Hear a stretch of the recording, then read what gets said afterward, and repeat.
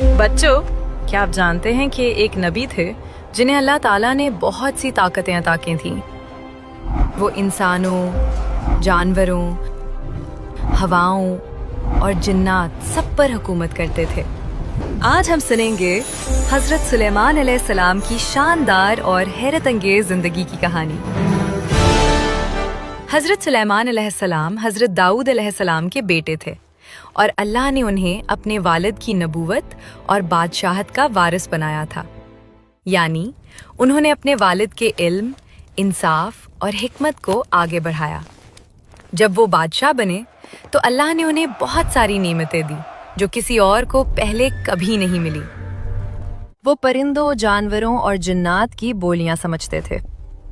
اللہ نے انہیں ہوا پر حکومت عطا کی تھی، یعنی ہوا ان کے حکم پر چلتی تھی۔ جنات ان کے تابع تھے، اور وہ سب حضرت سلیمان علیہ السلام کے حکم سے عمارتیں بناتے اور سمندر سے خزانے نکالتے تھے۔ حضرت سلیمان علیہ السلام صحیح فیصلہ کرنے والے اور اللہ کے شکر گزار تھے۔ ان کی فوج میں بے شمار جانور اور پرندے شامل تھے، جن میں ایک ہدہد بھی تھا۔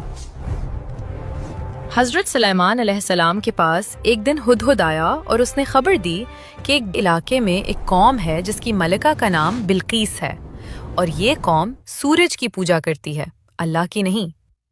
یہ سن کر حضرت سلیمان علیہ السلام کو بہت افسوس ہوا کہ لوگ حق سے دور ہیں۔ انہوں نے ملکہ بلقیس کے نام ایک خط لکھا جس میں اسے اللہ کی عبادت کی دعوت دی گئی، اور وہ خط ہدہد کے ذریعے بھیج دیا۔ ملکہ بہت عقل مند تھی۔ اس نے خط پڑھ کر جنگ کرنے کے بجائے پہلے معاملے کو سمجھا اور حضرت سلیمان علیہ السلام کے پاس قیمتی تحائف بھیجے۔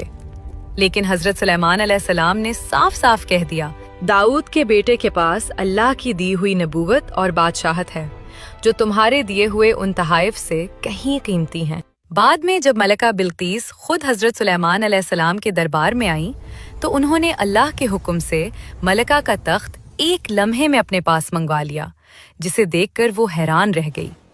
پھر جب وہ شیشے کے شفاف فرش پر چلی تو اسے پانی سمجھ کر کپڑے سمیٹ لیے۔